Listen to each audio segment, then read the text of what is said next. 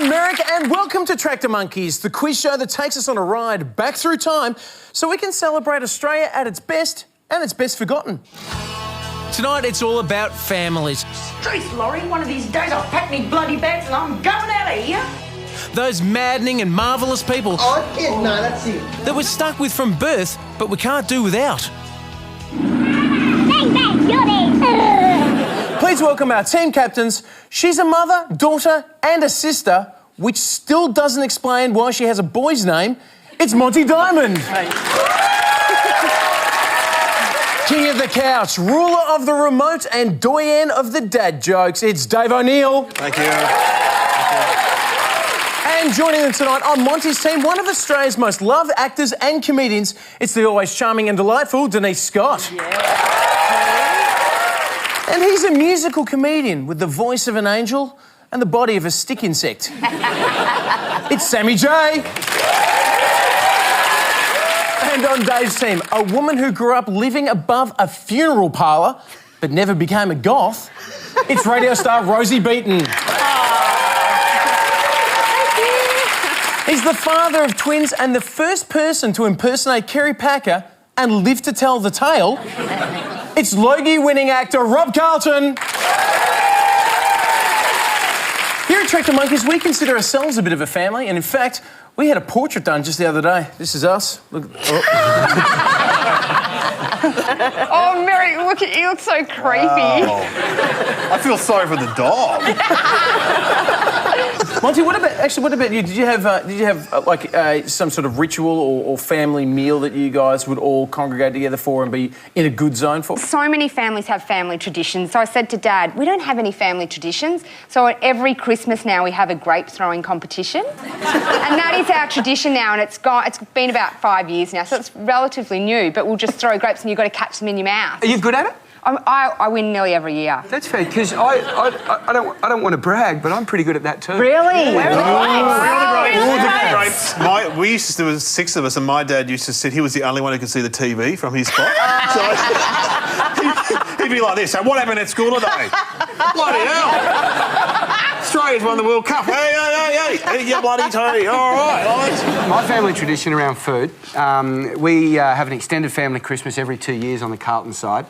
And Christmas Day is Christmas Day, but on Boxing Day, we call that Curry Day. And everyone in the family makes their own curry. And obviously, Auntie Dot always brings the sausage curry. Oh, yeah. Doesn't always get eaten.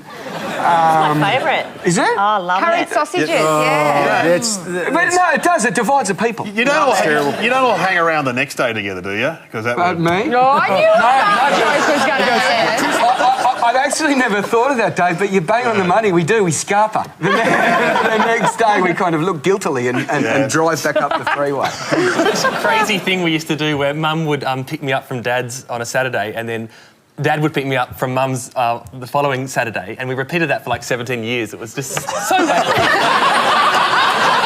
Rosie, did you have any growing up? Because your dad worked in a funeral parlour. Yeah, he was a funeral director. And so you I lived remember, above it? yeah, we lived right above the funeral parlour. But all I remember is really good parquetry floors. And was Rachel Griffith there? No, she wasn't. But it wasn't until her show came out that people started going, "Oh, how cool's that?" 6 feet under. All right, let's get stuck straight into it. We're now going back to 1966 to have a look at how our government tried to attract migrants by showing them how grouse Australian family life was.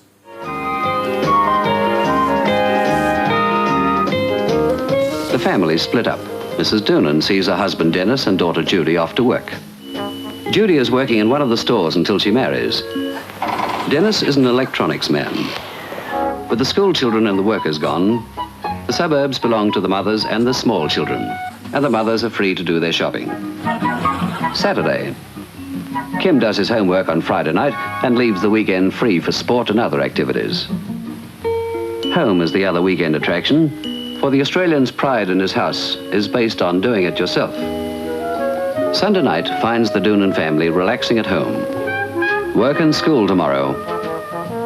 The pattern of the new week for the Doonans and for the thousands of families like them who make up the city of Sydney. Watching that is like, of course, it's the perfect portrayal, but it's not that far removed from the kind of family life I had where it was incredibly routine.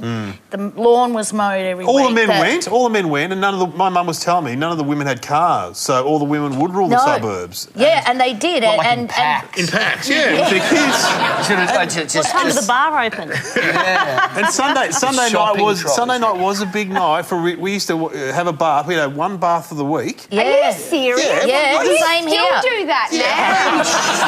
He does. He does not shower very much. That's why he's got such lovely skin. Moist. That's why he still doesn't like Sundays. And you'd watch Disneyland, and that was your Sunday night. Oh, yeah. Great times. Well, that was 1966, but let's have a look at a family that's, it's a little bit closer to our reality.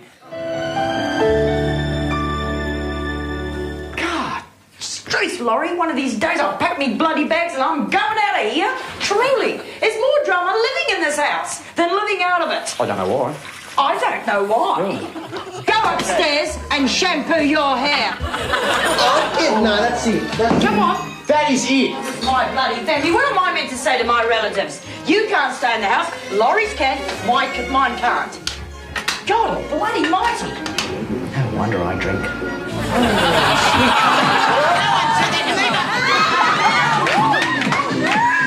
He's overweight, high blood pressure, a drunk, disorderly, stresses out. We have our ups, we have lots of the ups, and we have an awful lot of the downs, but basically it's no different to the family up the street. Wow. I love it. It's like Kath and Kim, but without any irony. Yeah, you know what I mean? Yeah, that was American massive. That Feature. show. I watched every episode of that show when that came out. That was a massive. It was huge. It was huge. But it was like the first reality TV show, and it was on the ABC. They need to re-air it. I would love to see it on Yes. again. I think it was the first reality show in the world. I'm a bit of a reality junkie, and I'm so upset I missed Sylvania Well, Waters. doesn't it make you feel proud to know that Australia started the whole reality thing? My kids used to always, the after you've popped the cork on the wine bottle and you pour that first glug, glug, glug, glug, glug, they'd hear it and they'd go, that's Mummy's favourite sound. Hands on your buzzers, guys. In 2012, another Australian family featured in a reality TV show, this time set in Bondi. What was it called? Sammy. Responses team, that's Sammy. Well, I pushed it on the expectation that my far better informed colleagues would have the answer. At Bondi, there was a family. It was a reality. It was a reality program filmed in Bondi. No rescue. It was no. It was. They're a family. What year was it? It's just in 2012. So last. The Shire. The Shire. No, that's in the Shire. You have actually lost the question. Because after saying it was in Bondi, you go, it was the Shire, which is not... No, OK, I'm passing it over to Dave's It's team. clearly the Bondi vet. Because his animals are like a family to him. Have you watched that show? No, it's the Lara Bingle show. Because there was the mother, there was the sister, there was the brother, there was a manager. They're like a family. But it was filmed in Bondi, so I'm going to give you the points. Yes, it was. Babies are cute. But how do you stop them crying, I hear you ask? Well, in 1975, a report from This Day Tonight, they thought they had the answer. Well, we're certainly beset with weeping and wailing babies, and I guess the best test of any record that's supposed to quieten them is to play it and see. This track is titled simply Womb Sound Aorta. This track's entitled Womb Noise Combined with Uterus.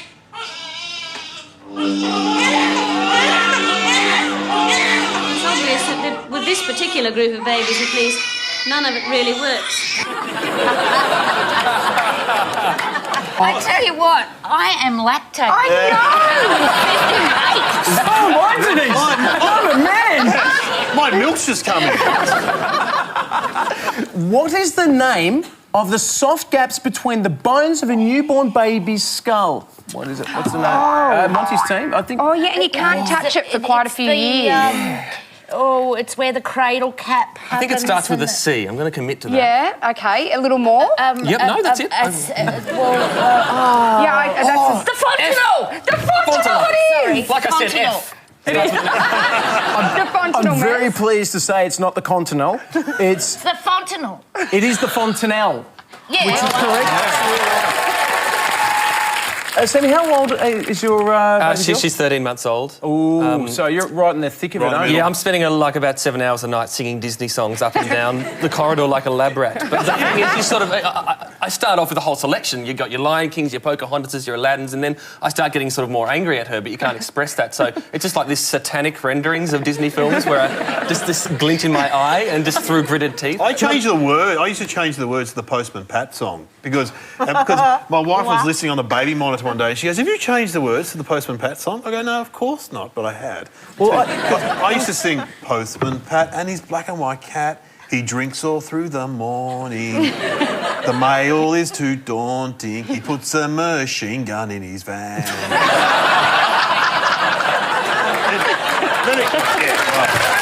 Worse. Postman Pat, rat-a-tat-tat, splat, splat, splat. I've got to say, this is not how we thought this show would pan out. Well, we thought it was going to be more like, we used to just throw the ball to each other, have a really good time. Not rat-a-tat-tat. Go to sleep. Machine gun Pat. Mary, sort of looking at the homicide statistics, not only in this country, but all around the world, if you're going to get murdered, it's most likely by someone from your own family. So this show is only ever going to be about death and horror. Right? All of you crazies have made me feel better because you're talking about, singing to your kid and you go over. I've got 2 now, and my daughter is only about 20 months or something. I don't know. Anyway, I'm pretty sure. Yeah, it's a girl. And but I've kind of just got lazy now, as you do with a second child. You just don't try as hard. So now when I sing, I can't be bothered thinking about lyrics. So I just do numbers, and this is honestly what I do when I've got King. My wife is going to be upset, but I go 1, 2, 3, 4, 5, 6, 7, 8, and then I can't be bothered trying to work in the teen numbers because they're too hard. So I just go 1, 2, 3, 4, 5, 6, 7, 8, and that's it. So the child is never going to get past 8.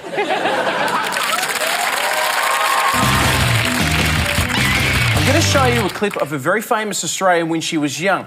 When it's finished, you'll need to tell me who it is. Let's take a look. I think my father's nearly perfect. He never makes his bed, he always leaves it for us. He's awfully untidy. He doesn't like animals much, especially horses. I think he's quite handsome, except a bit fat. Yes, guys, Rosie, you were in there straight away. Who is that person? Gina Reinhardt. You're She's looking a bit absolutely different, correct. isn't she? It was Gina Reinhardt. I want some of her money. My daughter, when she gets to that age, he just drinks. He's not a very good dad. He goes out a lot. He can only count to 8. I think he drinks.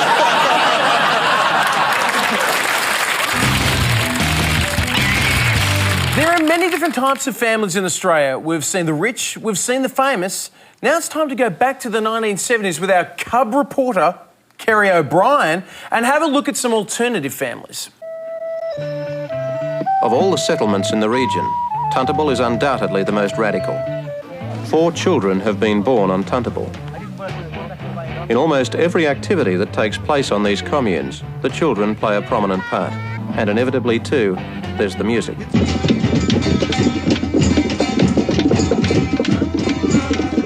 There's also some discussion on what's happening with education through the hills. We haven't done a good enough job by the time he's into his teens. He should be able to control his own learning by that stage. Otherwise, we've blown it already. There's a group of us that are one family that live in a hamlet together. And I suppose we would be most of the energy here, but lots of other people come in when they can. We're naturally going to be able to spend more time in our gardens. There are many similarities here in lifestyle, philosophy, a love of simple things, and of children.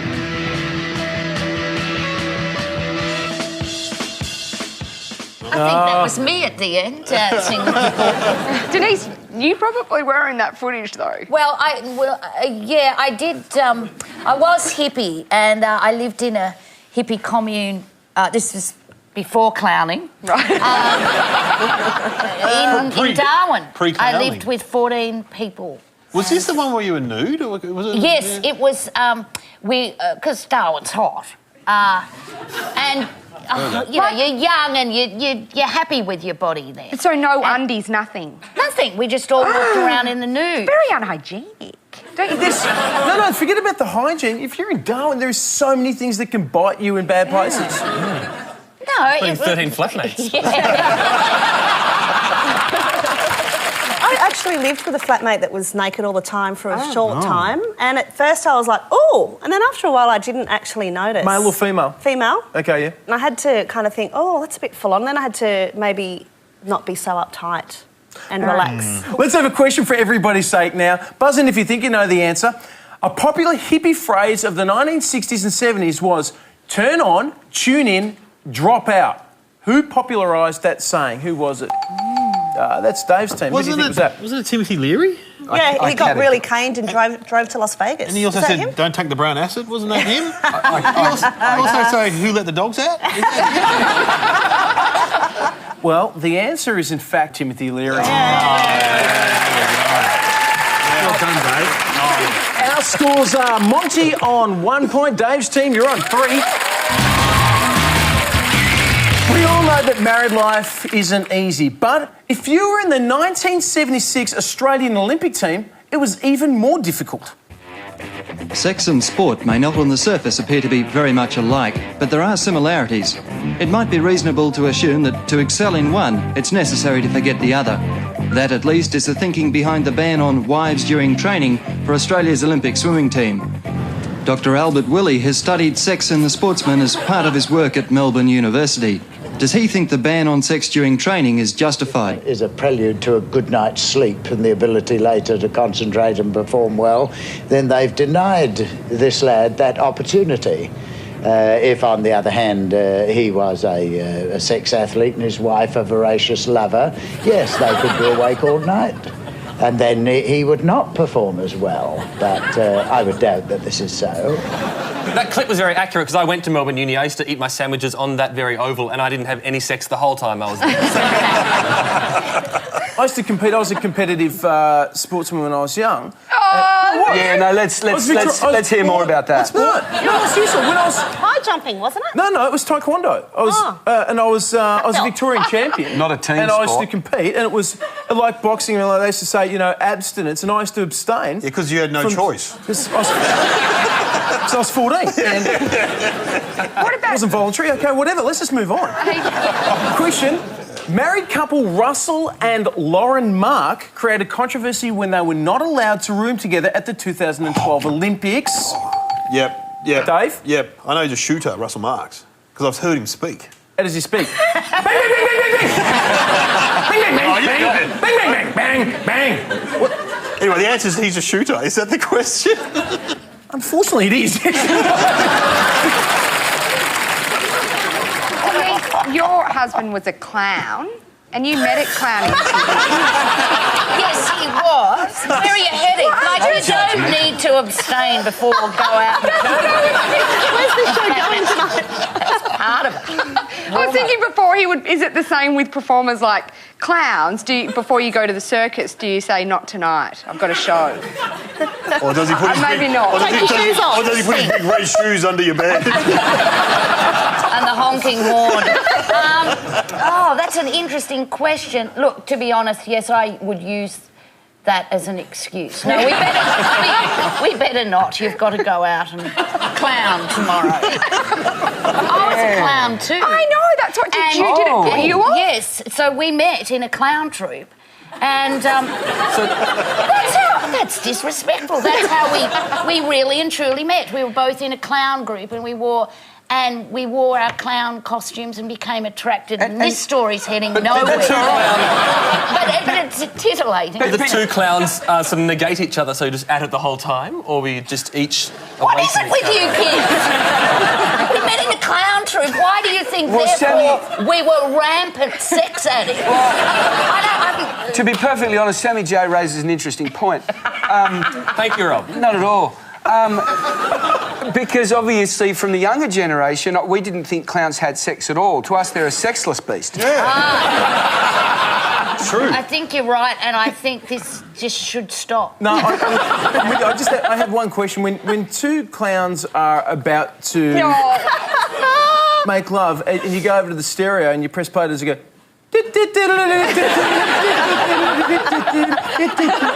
I was going to say, but I won't say, at what point in the relationship did he blow the confetti? You know, the clowns do that. I won't say that.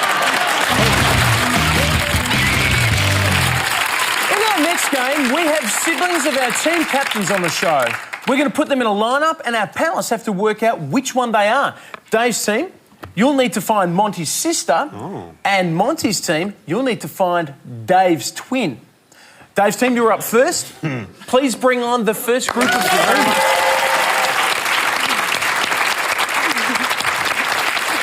One of these people is Monty's sister. For a minute, I thought one was Dave's twin. I thought, what the hell was going on?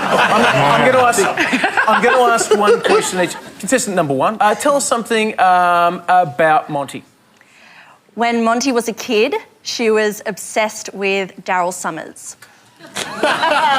It's so believable, isn't it? Yeah, isn't it? Contestant number two, tell us something about Monty. Well, when Monty was a kid, she was obsessed with Prince Charles. And contestant number three, tell us something about Monty. When Monty was a kid, she was obsessed with John Stamos. They are unfortunately all true. They're all true, Monty. Pretty much. They're all true. When contestant number one answered, Monty did this with her shoulders. Oh, you're psychologically reading her. I think she did. I think. Or am I a brilliant actor? So, no. Number three has your chin. Your Yes. jaw. I think you guys have to make a decision. Okay, what do you reckon? I think one. I don't think one looks like her at all. Okay, then what do you reckon? Two? I'm getting 2 or 3. All right, I'll be the deciding vote. Okay, Dave, it's with you. I'll go 2. 2? 2. Lock it in? Yeah. Eddie. Come on, Monty's sister, number 2. Can Monty's sister please stand forward?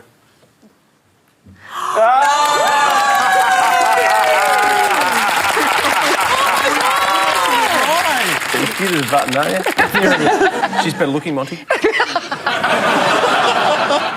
No points to you guys. Monty. Close. Next up, it's Monty's team. Who out of these three guys is Dave's brother?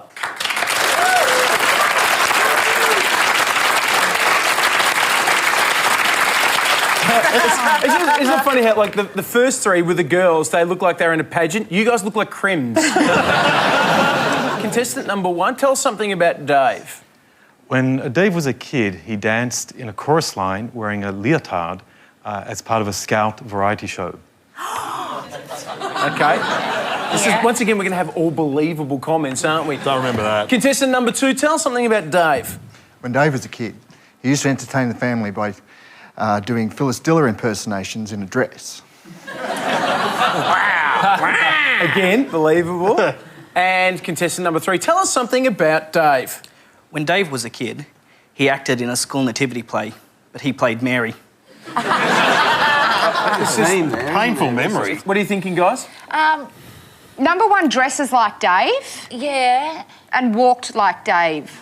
Number three has Dave's physique. Well, no, but I don't think he looks like Dave. No, not in the face. Number two, I could see. Number two's got the sort of smug, self-satisfied grin of a man who's Dave O'Neill's brother but's doing even better for himself. Yeah, a little bit fitter. So when people say, you look like Dave O'Neill, but a bit fitter. Yeah, so I think we'll leave number three. I don't think you look like a relation. Number one or number two, what do you reckon, guys? I'm going to put my vote for number two. Number two. Okay, Yeah. Monty? Let's lock in number two. Lock in number two? Would Dave's brother please step forward?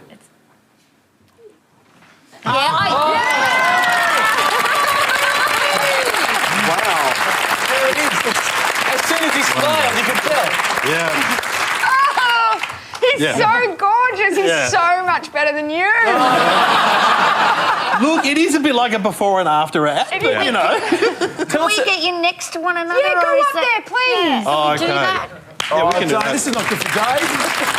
Can I ask, why have you got such a strong accent? Because I left, actually, I haven't lived in Australia for about 20 years. I live in Switzerland. Actually, I'm Swiss. That's right. You should know, Denise. I should have remembered that. Because me and Denise did radio for 4 years together. Yes, and you used to ring him about what he had in his fridge and stuff. Yeah. Right, yeah. It's so adorable you're the shorter and fatter one, Dave. I'm not shorter. They're the same height. We're the same height. Well, there's just no food in Switzerland, obviously. But if you both smile... Yeah. Now it says big round of applause. Yeah, cheers. Big round of applause for Dave's real brother and also for Dave's fake brothers. Well, ladies and gentlemen, this is the final round and it's still anybody's game because scores are so close. So the first to buzz in will get the points starting now. How many kids does Angelina Jolie have? That's Monty's team again. Biological or all up? Oh, well, I would have said, how many real kids has she got? No. No, I wouldn't have said that. I would have said, how many kids does she really love? No. How many kids of course, does she I'm buy? joking. How many kids does she buy? And there's lots of jokes. How many children does she have? Oh, I think there's 5 or 6. Maddox, Shiloh, Pax, the twins. Brad. No names. Vivian. Not names, numbers. Vivian. I reckon there's 5. No, 6. there's more. There's 6. And you're correct, there is Yep. 6 children. What is the name of Queen Elizabeth's father? Queen Elizabeth's father, yes, Dave's team. Oh, that'll be Henry VIII. That's actually, you know what? That's not bad, but I was thinking the more current ones. George V, I think. I can't give it to you. It's George VI. Oh. So, guys, have a listen and tell me, what is this? Oh, that's the beating heart of a child, baby in the womb. It is. Absolutely correct. Well done. Final question, and everything could come down to this. Oh, come on.